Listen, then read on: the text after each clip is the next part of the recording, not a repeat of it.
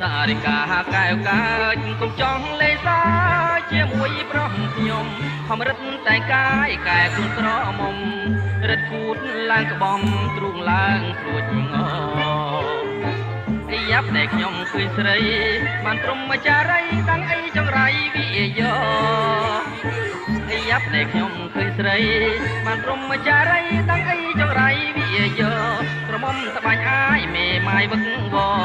ណាត់ឲ្យខ្ញុំមកស្រីដេកអោបដីយ៉ាកំឡងស្រែចាប់ណាដូចគេកំណាគេមានស្ដីយ៉ាកំឡងស្រែចាប់ណាដូចគេកំ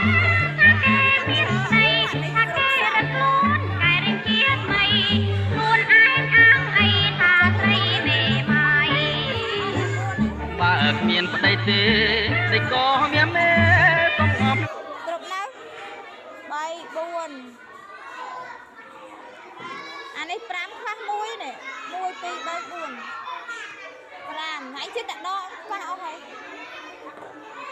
អូបាននេះវាយនេះ7 8បាត់9ណានេះ5